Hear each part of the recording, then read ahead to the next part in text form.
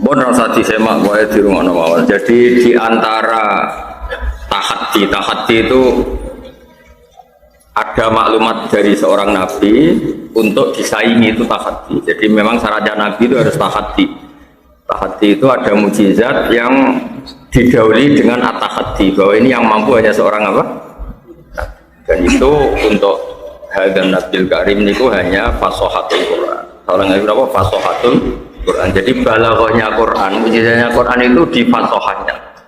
Fasohah itu ya tadi lafadznya benar, kalimatnya benar, muatan maknanya juga apa?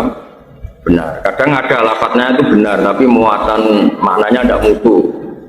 Atau muatannya mutu tapi lafadznya ada benar. Enggak benar itu bisa ghoroba, bisa mukhalafatul qiyas, bisa tanafur. Nah Quran itu selamat dari itu semua.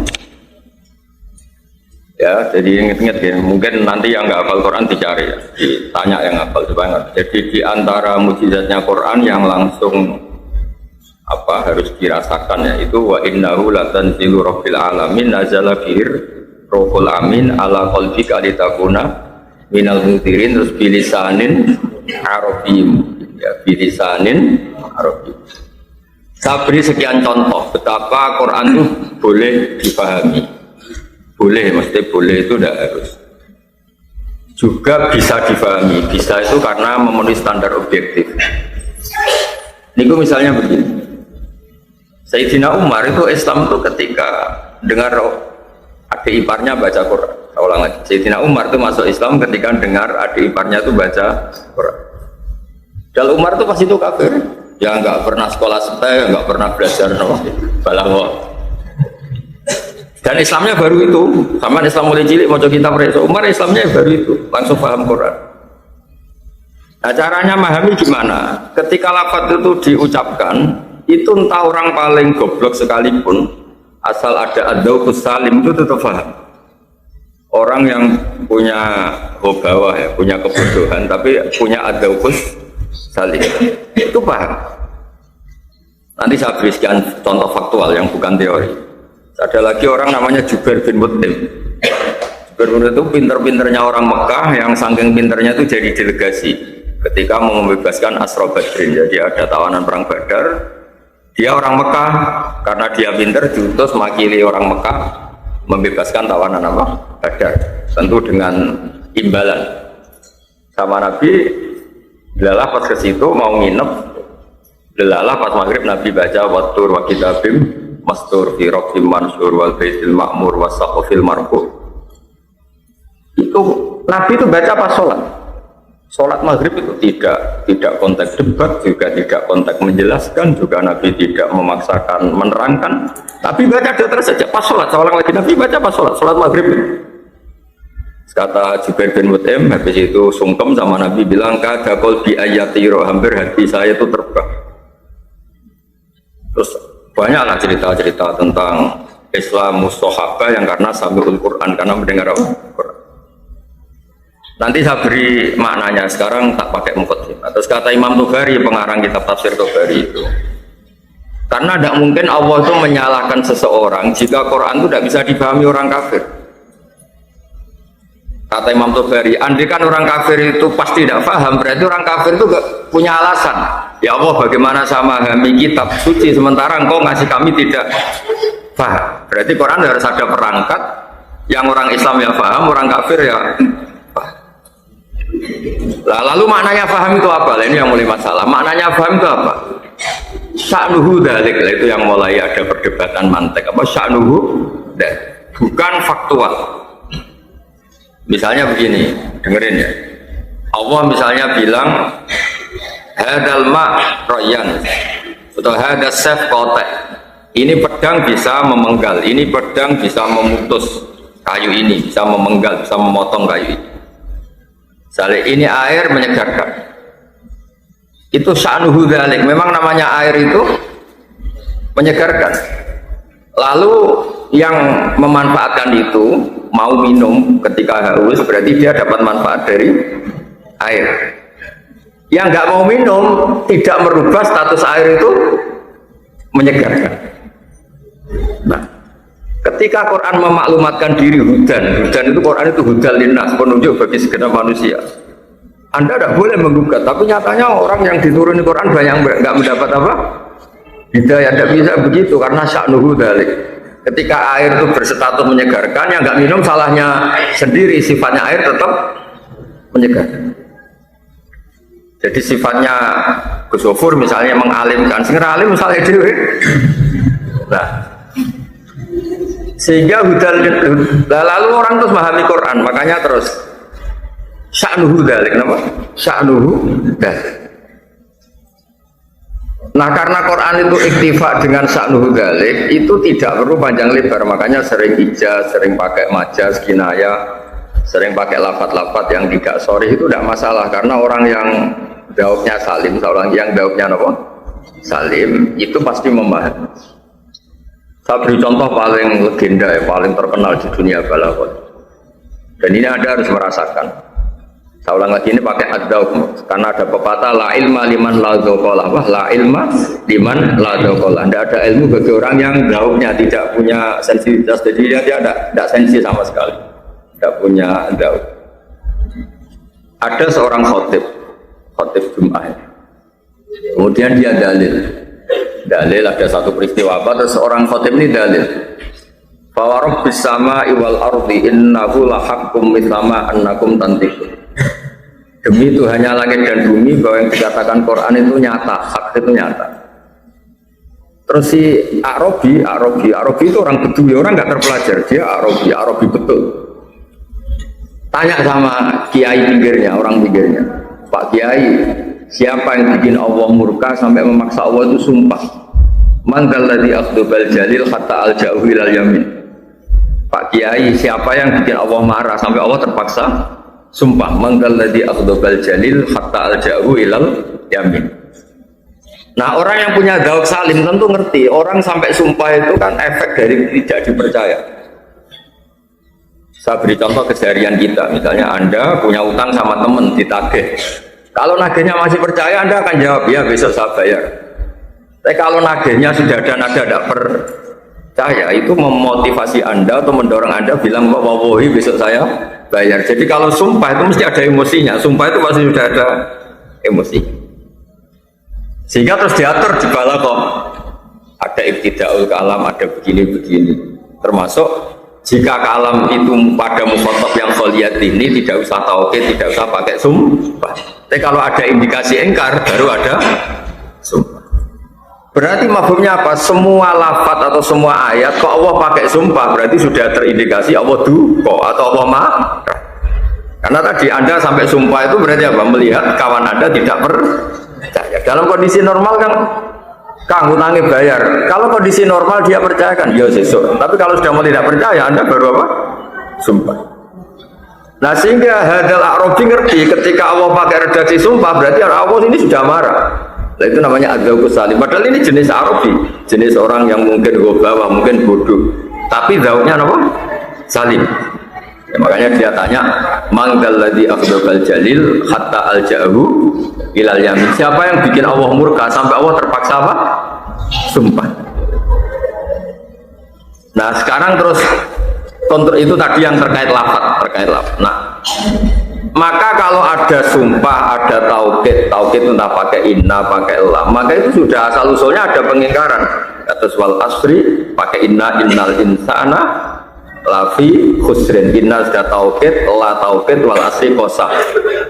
Berarti Allah tahu betul ini ada pengingkaran masif atau pengingkarnya mukhatab yang enggak iman sama Quran, sehingga untuk penjelasannya pakai beberapa perangkat tauhid, mulai qasam, mulai inna, pakai la, lafi. Itu namanya apa? Adzauqus salim, apa? Adzauqus. Nah, begitu juga Jubair bin Mut'im ketika dia di Mekah, di Madinah, dia orang Mekah ke Madinah untuk negosiasi membebaskan Asra Badrin. Ketika Nabi baca Quran, Nabi bacanya datar. Di antara yang dibaca tadi, dengerin ya, ini yang mungkin yang hafal Quran nanti nyari, ini di surat At-Tur. Am khuliqu min ghairi syai'in am humul khaliqun. Kata Allah begini, kalau Anda tidak percaya satu Tuhan, ini kata Allah, kalau Anda tidak percaya satu Tuhan, gampang. kamu merasa wujud tanpa asal usul. Am khulikum, kamu merasa wujud tanpa asal usul. Atau kamu gede rumongso bahwa kamu adalah al-khaliqun, amhumul khaliqun. Kamu merasa jumawa bahwa Anda ini pencipta langit dan bumi. Am khalaqus samawati wal ardh. Bala yukinun. Allah menjelaskan mereka, atau kamu memang GR, kamu pencipta langit. Terus kata Allah, am lahum sulamu yastamu nabi. Memangnya kamu punya tangga untuk naik langit. Walhasil logika yang dibangun Quran itu menjadikan Jubair ini orang terpelajar. Setahu saya tidak menciptakan diri saya sendiri. Setahu saya juga nggak punya reputasi bikin langit dan bumi. Wah, itu dicoro sekarang dibombardir sekian logika, mulai amkulikum min ghairi syai'in khaliqun am khalaqus samawati wal ardh balla yuqinun am indahum khazainu rabbika am humul musaytirun am lahum sulamu yasamuna fi falyati mustami'um bisultanim mubin. Itu kata Jubair sebagai riwayat, keadaan sodi qalbi, hati saya hampir hancur. Makanya kata Ibnu Jarir At-Tabari, Balaghatul Quran itu dimulai dari struktur katanya yang memilih kata-kata yang tidak mukhalafatul qiyas, tidak ghorabah, tidak tanakur, dan nanti secara makna itu ada konstruksi yang utuh menurut ilmu mantek. Salah lagi, ada konstruksi utuh menurut ilmu apa? Mantek. Kayak tadi am khuliqu min ghairi syai'in am humul khaliq. Jadi kemungkinannya manusia itu kan dua. Dia makhluk. Kalau dia makhluk ya sudah harus ikrar adanya khaliq. Kedua, dia boleh GR sebagai khaliq. Kalau GR gede rumongso ya buktikan kalau mereka punya reputasi am khalaqus samawati wal ardh. Terus walhasil Jubair menjadi Islam. Nah, itu yang menjadikan kata Allah cukup dengan Quran ini sebagai mukjizatnya Rasulullah Shallallahu Alaihi Wasallam. Tapi caranya tadi ada ad-dauqus salim. Seorang lagi ada ad-dauqus salim. Ad-dauqus salim itu penting sekali. Saya beri contoh lagi ini yang real ya. Ketika Imam Syafi'i jadi ahli fikih, tentu beliau seorang mujtahid, bilang jika tayamum itu disebabkan faqdul ma, tidak menemukan apa? Air, maka kalau kamu di daerah tertentu yang enggak ada air, syarat sahnya tayamum harus ada sabkut tolak. Kamu nyari-nyari dulu. Sampai di takrib dicontohkan kalau ada tempat atas nyari di atas, kalau ada bawah turun ke, pokoknya harus nyari-nyari dulu baru sah tayamum. Setelah nyari-nyari dan tidak menemukan air baru sah. Ditanya sama orang-orang, apa dalilnya kalau harus tolabul ma? Ya, apa dalilnya harus tolabul ma sebelum tayamum? Lalu Syafi'i ngendikan wa in kuntum ala safari satu falam tajidu ma'an. Apa falam tajidu ma'an? Jika kamu dalam bepergian, Allah ngendikan falam tajidu ma'an, kemudian Anda tidak menemukan air. Kata Imam Syafi'i, la yuqalu liman lam yatlub lam yajid wa inna ma yuqalu lam ya'rif. Sampai dikatakan tidak menemukan karena sudah nyari-nyari tidak ketemu. Kalau belum mencari namanya tidak tahu. Lah itu ada, no? Ya, kamu tak suruh. Saya carikan Umar. Kalau sudah nyari-nyari baru bilang enggak ketemu. Kalau belum nyari-nyari namanya enggak tahu. Makanya Mas Syafi'i harus ada tolabul ma. Ditanya, kenapa harus tolabul ma? Karena Allah ngendikan falam tajidu ma'an. Terus dawuh beliau la yuqalu liman lam yatlub lam yajid. Tidak bisa orang yang belum mencari-cari kemudian berstatus lam yajid. Dikatakan lam yajid mesti ba'da sabkit tolak. Nah, itu namanya adzaw, kenapa? Adzaw. Sama seperti logika mantek. Mantek itu adalah logika yang dibangun oleh akal sehat sesuai asyik bihasabi, sesuai sesuatu itu sesuai kodratnya. Misalnya gini, ya ayyuhalladzina amanu satrusih idza qumtum ila sholat faghsilu wujuhakum. Itu kalau kamu pakai lafaz saja, idza qumtum nalikane wis jumeneng sira kabeh ila sholat faghsilu wujuhakum, sudah sholat kok malah suruh basuh wajah, kan malah batal. Maka di sini dibutuhkan takdir idza aradtum as-sholat. Karena kalau nyatanya sudah sholat itu harus ada sabkut tatahur, harus sudah suci. Masa idza qumtum ila sholat, qumtumnya itu Sudah sholat, kumtum sudah, kemudian baru faksilu wujuhakum, kan tidak mungkin. Nah itu yang menjadikan terus konstruksi Quran itu utuh. Karena apa? Ditemukan secara kaidah idza itu tusayyirul madhiya mustaqbala. Yang dikatakan idza adalah lafaz yang mestinya madhi sekarang jadi mustaqbal, karena kekuatan idza istilahnya kalau dalam kitab nahwu termasuk hal yang bisa kolbin itu, misalnya yang mati jadi mustaqbal, yang mustaqbal jadi apa? Mati. Yang penting itu sampean tahu bahwa misalnya kita tidak nekuni bahasa Arab karena kita ada orang Arab. Kuncinya memahami Quran itu adzauqus salim, apa? Adzauqus salim. Kita punya perasaan yang normal. Salim itu normal.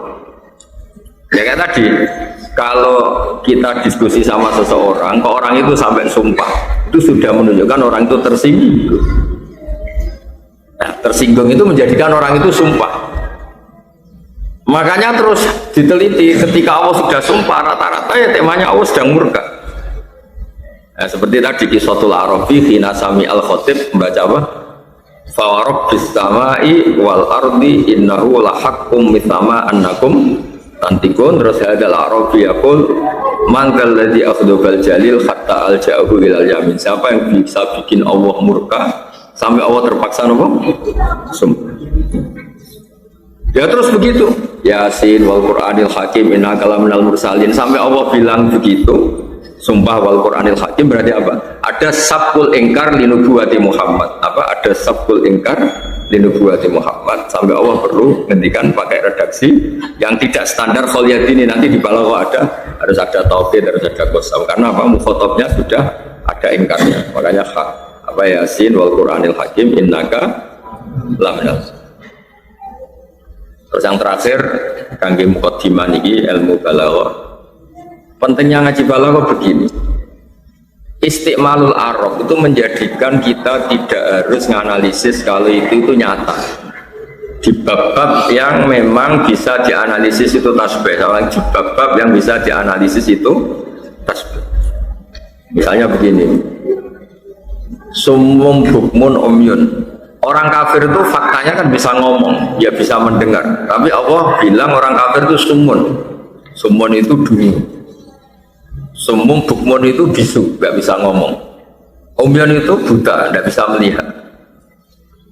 Nah kita kan kalau dicek secara fisik, kan orang kafir ya bisa mendengar, bisa ngomong, terus bisa melihat. Tapi Allah ini kan summum bukmun umyun. Itu nggak ada kaf tasbih, juga nggak ada wajah tasbih.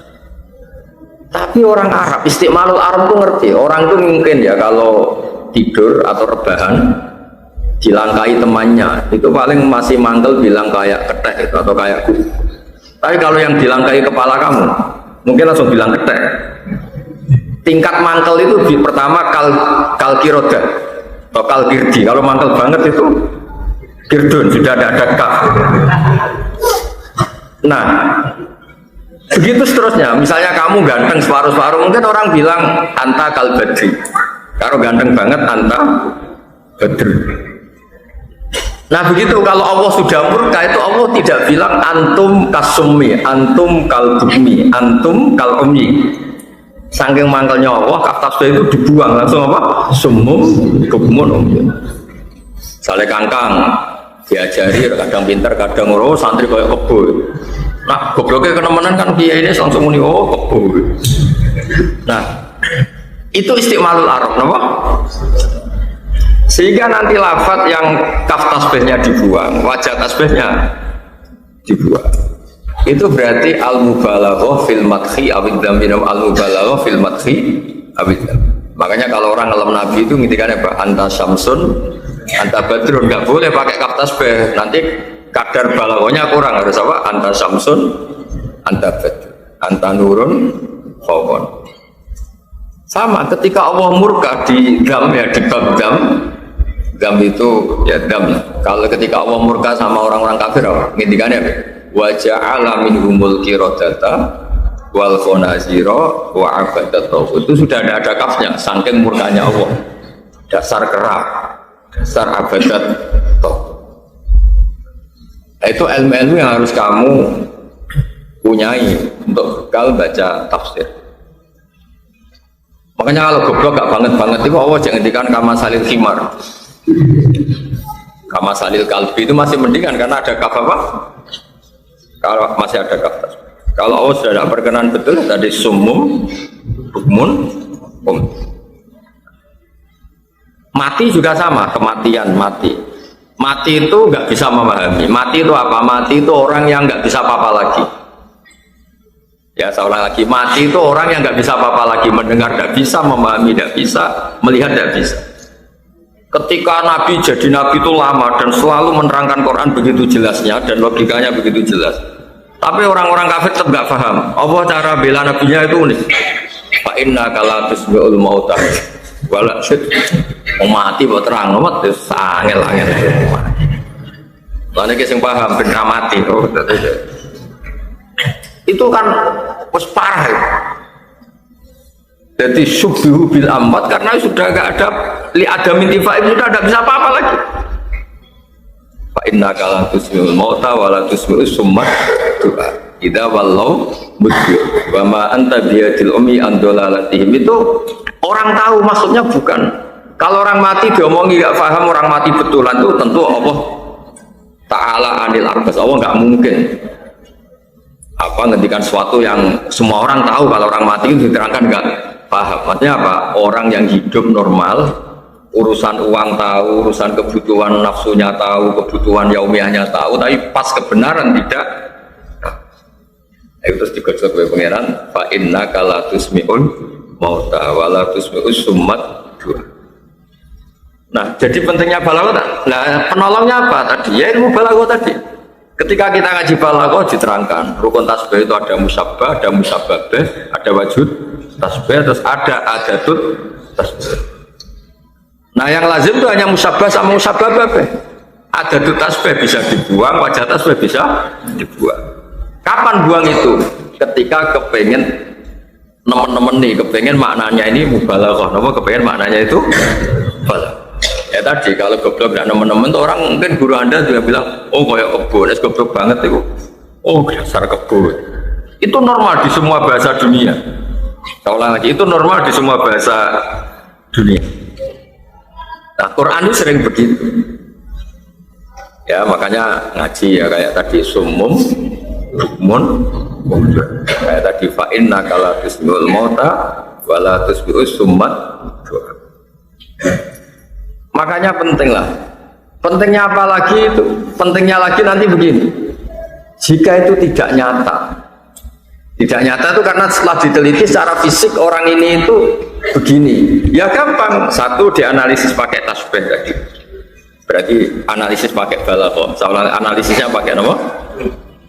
Atau pakai nahwu. Kalau nahwu lebih begini. Amil itu udah harus menyebut makmulnya dan nanti makmulnya itu muncul sesuai konteks yang diinginkan mutakallim. Seorang lagi amil itu tidak harus menyebut makmul. Nanti makmulnya itu ditakdirkan sesuai keinginan mutakallim. Misalnya begini, sumun la yasma'unal haq. Orang-orang kafir itu tuli dengan arti tidak mendengar kebenaran. Sumum bukmun la yatakallamuna bil haq. Mereka tidak bisa ngomong yang benar. Umyun la yubsirunal haq. Mereka tidak bisa melihat kebenaran. Itu juga solusi.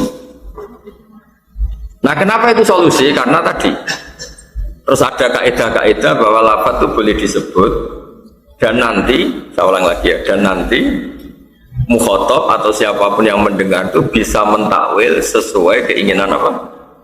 Mutakallim. Nah di sini terus ada mahalul khilaf di bab-bab furu'iyah. Kalau ada mahalul khilaf di bab-bab apa? Furu'iyah. Misalnya begini, yang boleh melakukan ini hanya al-mutahhar, yang disucikan. Kan terus kita mikir, suci anis syirki apa suci anil hadas? Kalau suci anis syirki ya kullu mukmin tohir. Tapi kalau anil hadas orang mukmin pun bisa tidak tohir karena dia berhadas. Nah di bab-bab seperti itu furu'iyahnya pasti khilaf karena ada makmul yang dibuang yang potensinya itu sama-sama kuat. Sama misalnya innamal musyrikuuna najasun. Najis secara dzatiyah jelas gak mungkin, manusia itu tidak khinzir, tidak kalbun. Tapi kok Allah bilang najasun. Oh jelas fil i'tiqad. Karena orang kafir itu i'tiqadnya itu najis. Nah, ketika ada ayat yang misalnya nggak boleh orang kafir itu bepergian membawa mushaf kayak begini. Karena apa? Dia najasun. Najis itu apa? Ya tidak mutahhar. Padahal Quran harus dipegang mutahhar, la yamassuhu illal mutahhar. Nah, kalau kamu ingin mesti benar, orang mungkin salah, mesti benar juga gampang. Ya kamu mutahhar anis syirki, ya mutahhar anil hadas. Itu kita sudah cari aman, ya mutahhar anis syirki, ya mutahhar anil.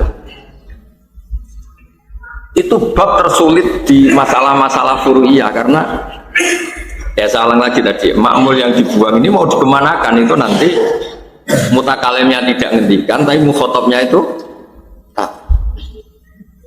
Misalnya lagi begini, alif lam, contohnya gampang-gampangnya ya, dalikal kitab la raiba fi hudal lil muttaqin. Kembali ke penjelasan saya awal, la raiba kang ora ana kemamane maujud fi dalam kitab. Ya tadi, sya'nuhu dalik, memang normalnya barang jelas itu la raiba fi, enggak boleh ada keraguan. Enggak ada keraguan itu faktual apa subjektif? Yang benar itu sya'nuhu dalik, nyatanya ada orang yang meragukan Quran kayak orang-orang kafir. Tapi kalau sya'nuhu dzalik itu tetap normal kayak tadi. Hadal ma, ya misalnya ini air adalah menyegarkan. Enggak ada orang minum pun statusnya air itu menyegarkan. Hadi syamsu mudiah, matahari ini itu mudiah, menyinari. Terus ada orang yang romat, ada orang yang buta, ada orang yang pakai kacamata hitam. Tetap saja sifatnya syams itu mudiah. La raiba fi itu terus ditafsir disebut la raiba fi sifatun kasifah. Sifatun kasifah itu faktanya Quran itu la raiba fi, faktanya itu la raiba fi. Tapi tidak bicara tentang beberapa kelompok yang meragukan Quran karena itu salahnya sendiri kan tadi. Ini air menyegarkan. Terus ada orang bilang enggak, saya enggak ngerasain enggak. Ya salahnya sendiri, itu sifatnya air itu menyegarkan. Paham ya? Jadi di bab-bab seperti itu memang pertama kita pandu ya orang-orang alim atau pengarang-pengarang. Tapi nanti kalau orang misalnya kita al-urabul orang-orang Arab yang masih murni itu ngerti kenapa Quran begitu dikagumi karena tadi wa innahu latanzilu rabbil alamin nazala bihir ruhul amin ala qalbika litakuna minal munzirin bilisanin arabiyyin.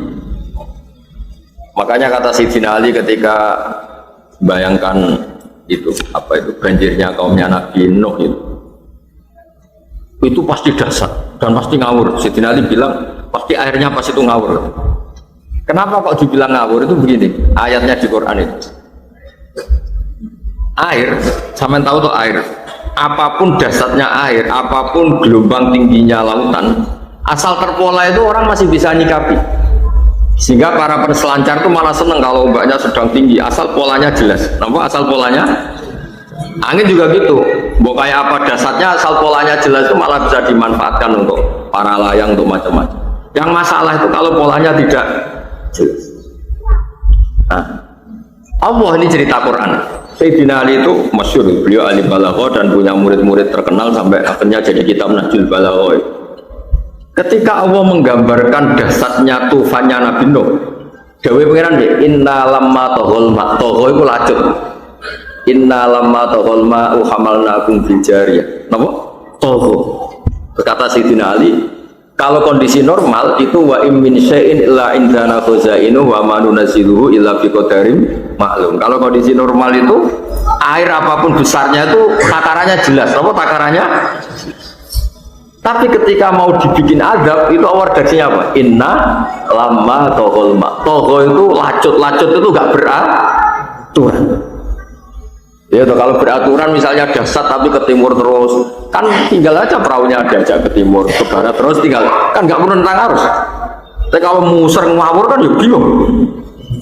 Nah, Tofahnya Nabi Nuh kira-kira airnya tuh ngawur, ngetan, rangetan, ngulon-rangulon, mau awur-awuran. Itu mbok orang paling pinter selancar, mbok perahu paling apa? Kalau nggak ada kekuasaan Allah itu pasti hancur. Karena apa? Diredaksikan Toghul.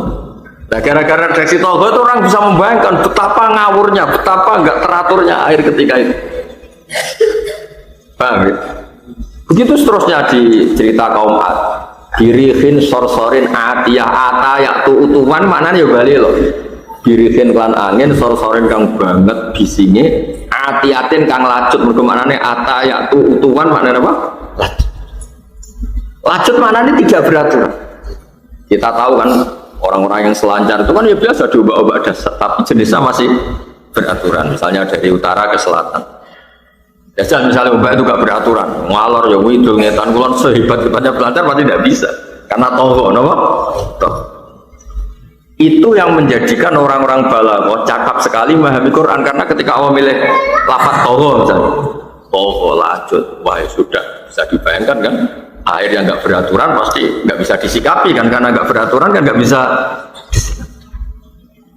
Angin tadi birifin sorsorin atiyah.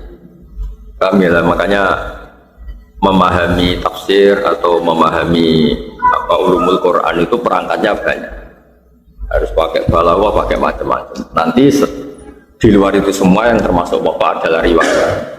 Kenapa butuh riwayat? Karena tadi ketika balaghah tidak cukup, karena ini lafaz-lafaz yang memang nopo gitu, uluhiyah yang terkait dengan Allah, mau tidak mau pakai riwayat.